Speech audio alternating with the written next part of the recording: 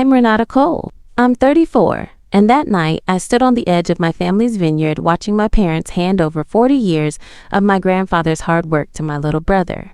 Everyone applauded, like this was just the natural order of things. Nobody clapped for me.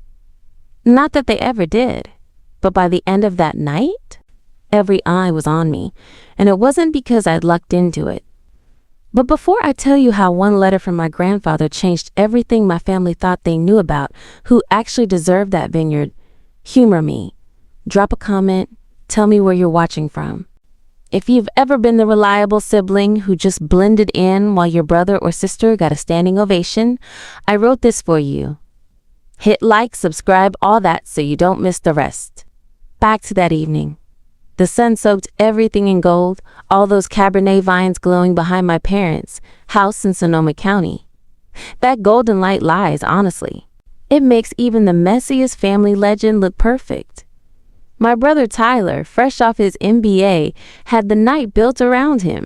The party, the focus, the noise, the same old song. Classic Tyler. Look, let's be honest. Tyler was always their favorite.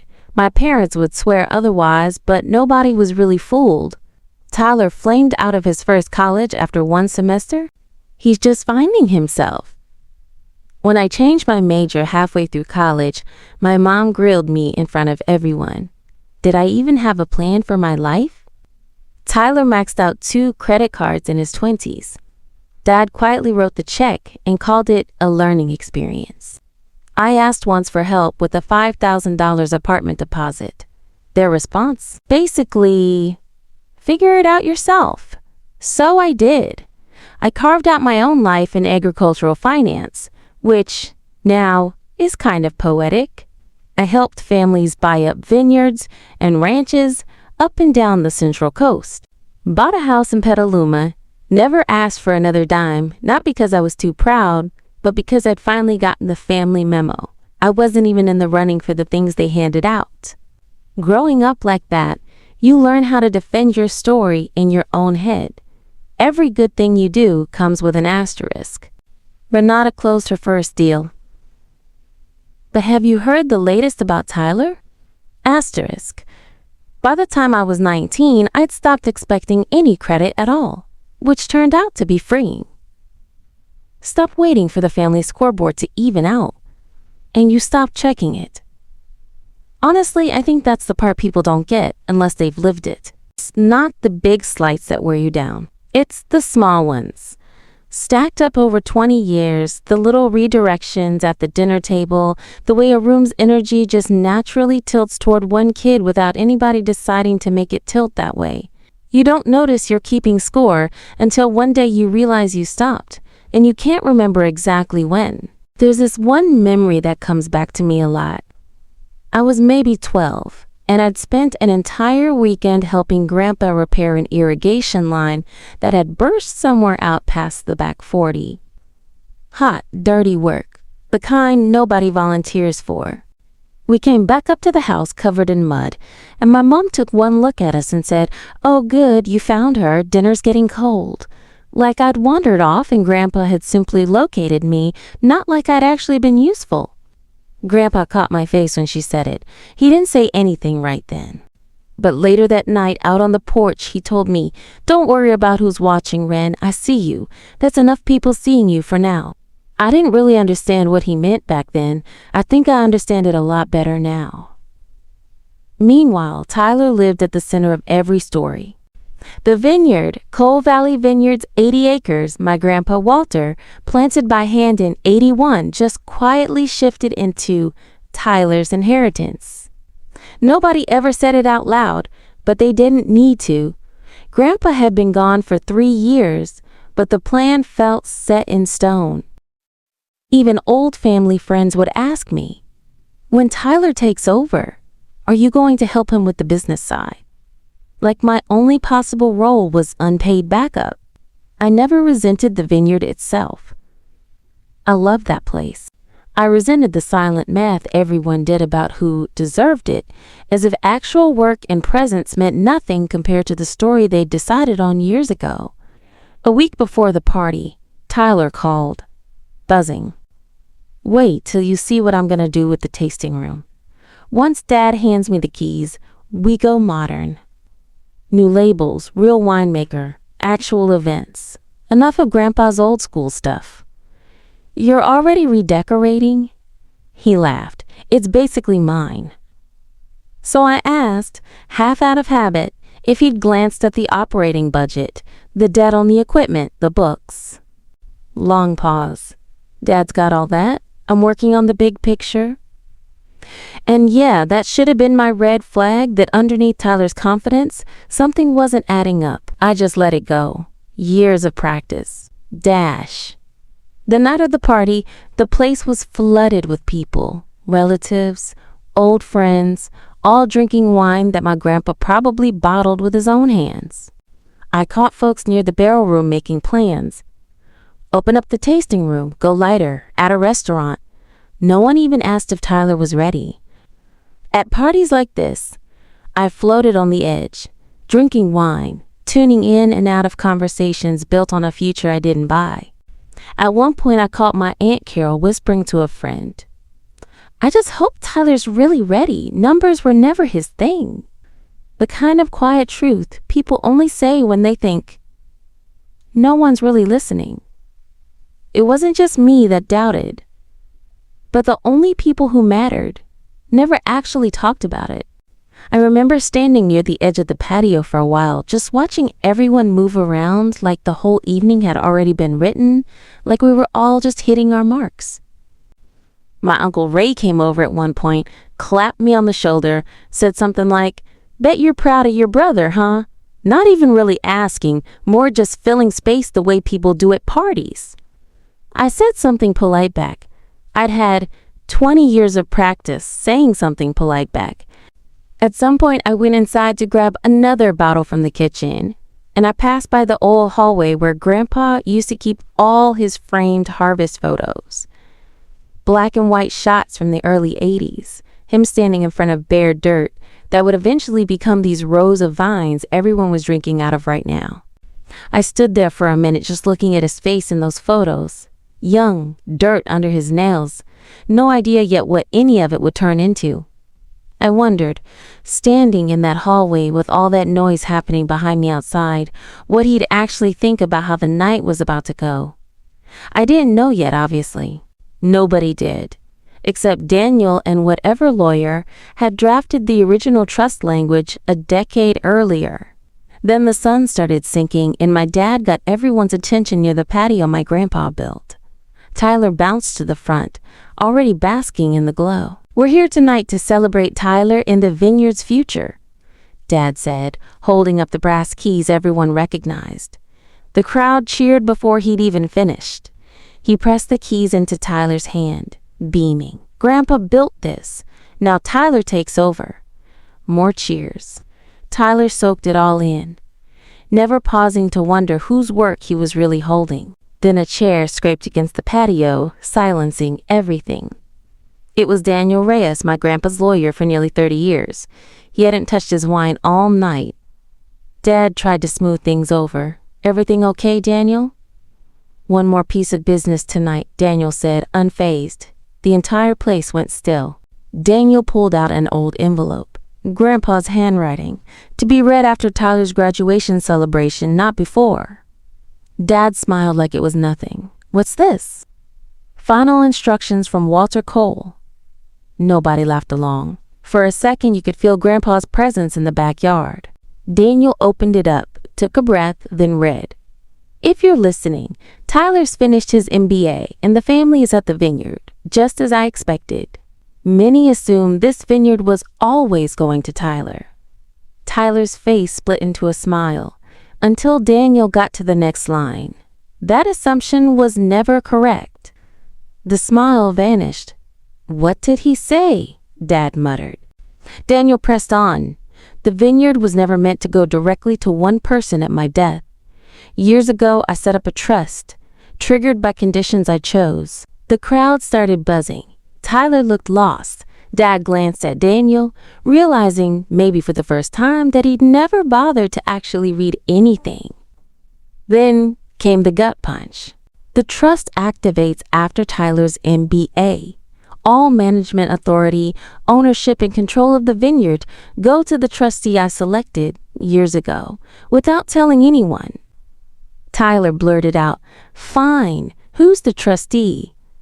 Daniel shut the letter, looked me straight in the face. "Renata Cole." "You could have knocked the whole crowd over." Tyler just stared, actually seeing me for once. My dad went pale, even my mom seemed stunned. Tyler tried to laugh. Good one. Daniel didn't even blink. I'm not joking.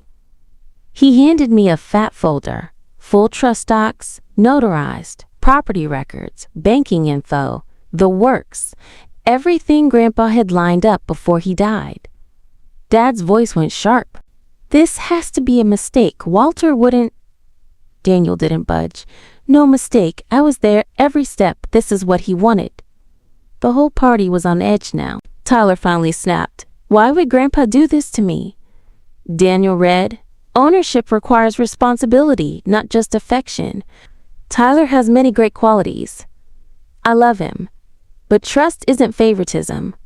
It's earned through consistency, discipline, and showing up, day after day, without looking for applause. Renata did the work because it was hers." Total silence. All those summers going over ledgers with Grandpa, driving tractors, quietly working, not realizing I was in the middle of a test. Tyler shook his head. "This isn't fair." I found my voice. It was never about what's fair. It's about protecting what Grandpa spent his life building. His anger melted into something small and lost. My parents just stood there frozen. "I'm not locking anyone out," I told them. "The vineyard stays in the family, just like Grandpa wanted." My mom cried. My dad looked at his shoes. Nothing to say for once. The last bit of light slipped behind the hills, gold draining across the vines Grandpa planted, row by row. And nobody seemed to care about the shiny keys still in Tyler's hand now. They were looking at me, for maybe the first time in my life. Dash. People always assume that's where the story ends. Right there on the patio, big reveal, roll credits. It's not. That's just where the actual work started. Here's what I didn't say that night, standing with 60 or so sets of eyes on me. The folder Daniel gave me wasn't some trophy. It was a pile of problems. I figured out just how deep a few days later. I met Daniel in his Santa Rosa office that week and started going through the vineyard financials, line by line, just how Grandpa used to like. That's where the next twist kicked in. Turns out Cole Valley had almost $2 million in debt, equipment, expansion, all taken out over the last 3 years, while Tyler had been acting as unofficial consultant. Tyler convinced Dad to take loans for a new bottling line and a tasting room expansion that never happened. The cash went out, but the permit stalled, and the contractor Tyler hired, a fraternity buddy, no license, vanished with a pile of money. My dad had covered for him and kept it quiet, pretending next year's harvest would cover the mess. I sat there in Daniel's office, staring at a spreadsheet that didn't add up no matter how many times I ran the numbers, and I remember thinking, this is the part nobody claps for. There's no audience for this part. There's no brass keys for this part. This is just you, alone, with the actual weight of something, after everyone else has gone home from the party. I looked at Daniel. Does Tyler know any of this? Not really. Your dad's been hoping the numbers would fix themselves before you had to get involved. I just sat with it. Tyler wasn't just spending confidently against the future. He was spending recklessly, with nothing backing him up except a story no one had ever challenged. He's going to flip when he finds out I'm handling this, I said. Daniel just shrugged. He'll flip no matter what, you can tell him, or he can get a call from the bank. I thought about that for a few days before I actually picked up the phone to set anything up. Some part of me, I'll admit, wanted to just let the bank make the call.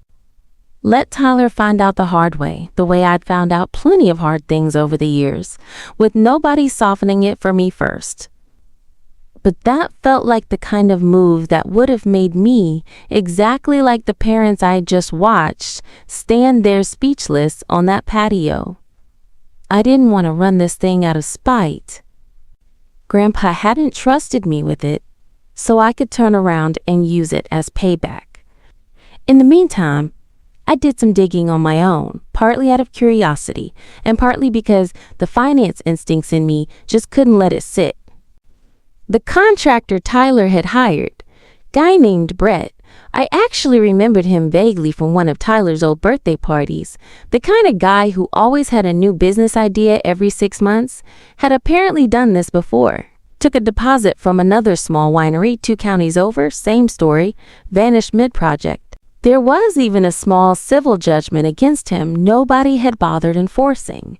It wasn't hard information to find. It just required someone to actually look, which, again, nobody in my family had ever really done before, handing over money or trust. I thought about pursuing it, getting the deposit back, at least some of it. In the end, I let Daniel handle a demand letter, more for the principle of it than any real hope of collecting. Brett never responded. Some losses you just write off and build differently around. Grandpa used to say that about a bad vine row sometimes. You don't keep fighting dead wood, you replant. So I called a family meeting 2 weeks later. No crowd, just us at the kitchen table, where Tyler always got the praise, and I learned to shrink. I laid it out. The debt, the missing contractor, the pending disaster. And Tyler? He didn't blow up. He just shrank in on himself. I thought if I got the tasting room done before the handoff, I'd prove myself, he said quietly. I never thought anyone would actually check the numbers. I couldn't help it. Nobody ever has, I told him. That's the root of all of this. No one ever checked beneath the story you sold, not even you. Dad never really looked at me the whole time. Mom cried. Again. But this time because she saw the cracks fraying what they'd papered over for years. There was a long stretch of quiet at that table, the kind where you can hear the refrigerator humming and somebody's fork against a plate 3 rooms away. Nobody really wanted to be the next one to talk. I remember thinking how strange it was, sitting in that kitchen where I used to eat dinner, feeling like a guest in my own family, except now I was the one holding all the paperwork, and somehow that didn't feel like winning. It just felt heavy. At one point, my dad finally looked up and asked, almost like he was scared of the answer, "Are you going to sell it?" Like that was the natural next move, like the only reason anyone takes control of something is to cash out and walk away. I just looked at him. Why would I do that, I said. I've spent my whole life loving that place more than anyone in this family seemed to notice. I'm not selling it, I'm fixing it. He didn't have anything to say back to that either. I didn't give Tyler the vineyard back, but I didn't shut him out either. That wasn't the point of Grandpa's letter. Grandpa wasn't out to punish anyone. He just didn't want 40 years of work to die because of wishful thinking and bad math. So I fixed things. I renegotiated the debt using contacts Dad didn't have. I hired a real contractor to finish the tasting room. Tyler got a job, a real job, operations manager, with a boss and a budget, and real accountability. It took a year before he stopped bristling when I asked for the numbers. He'd get this tight jaw thing whenever I brought up a line item, like I was accusing him of something just by asking. I get it, honestly. Nobody likes being the guy who finally has to show his work after 30 years of nobody asking him to. But little by little, he changed. He started showing up early. He stopped spinning stories and started asking questions instead of just answering ones nobody had asked. The tasting room became a business, not a stage. There was this one morning, maybe 8 months in, where I came by early to check on a shipment and found Tyler already there, going through invoices with actual focus, no audience, nobody watching him do it. He looked up, a little embarrassed almost, like he'd been caught doing something he wasn't used to being caught doing. "Just trying to get ahead of this before harvest," he said. I didn't make a big thing of it. I just nodded and let him keep working. Some moments don't need a speech. I'll admit there were rough stretches too in that first year, moments where Tyler and I would go a few rounds about a vendor contract or a hiring decision, both of us a little too quick to assume the other one was still the same person from the patio that night. Old habits like that don't unlearn themselves in a single conversation. We had to actually build a different way of dealing with each other piece by piece, mostly through just working alongside each other long enough that the old roles stopped fitting. My dad apologized a year later. No speech, nothing big. He stood on the patio, keys in his hand. Different keys, new locks we'd put on the equipment shed after the whole contractor mess, and said quietly, "I should have looked closer at both of you. I'm sorry I didn't." I told him I appreciated it. It didn't wipe out the past, but it helped. My mom, for her part, never really said much about any of it directly. But she started calling me more, actually asking about my work, my life, the stuff she used to glaze over while waiting to circle back to Tyler. Small thing. Took 30 years to get there. I'll take it anyway. A few months ago, she actually asked me to walk her through how the trust worked, what it meant for the future, for Tyler's kids someday, mine if I ever have any. I sat with her at that same kitchen table and explained it slow, the way I would for a client. She listened the whole way through. She'd never once done that before, not for anything I'd actually built. Now Coal Valley is finally debt-free. The tasting room? Built right this time. Tyler runs operations well, not because someone handed it to him, but because he grew into it when someone finally held the reins. I steer the trust, just like Grandpa intended, quietly in the background, stepping in only when needed. Sometimes I drive up there on a random Tuesday, no real reason, just to walk the rows the way I used to with Grandpa when I was a kid who didn't know she was being trained for anything. The Vines don't care whose name is on the trust paperwork. They just need somebody who shows up season after season whether or not anyone's clapping. Grandpa knew that better than anybody. I think that's really what he was trying to leave behind, more than the land itself. The idea that this place only survives if somebody loves it enough to do the boring parts too. I still keep that letter, the original one Daniel read out loud that night, folded up in a drawer at home. I've read it probably 30 times since then, alone, no audience, the way Grandpa probably wrote most of it. Late at night by himself, thinking about a granddaughter he must have figured would need convincing one day that what she'd been doing all along actually mattered. My family spent years claiming the vineyard would go to the grandson, who got all the cheers. In the end, it went to the granddaughter who kept showing up, whether anyone noticed or not. And honestly, that kind of trust outlasts any applause, especially when the bills come due. Here's what's true. The ones who see you aren't always the ones who say the most. They watch quietly, and it might take everyone else and a hard kitchen table talk about missing contractors to finally catch up. So tell me in the comments, did you ever get overlooked for the golden child? How did it play out? If this hit home, hit like, subscribe, and stick around. The story's not over yet.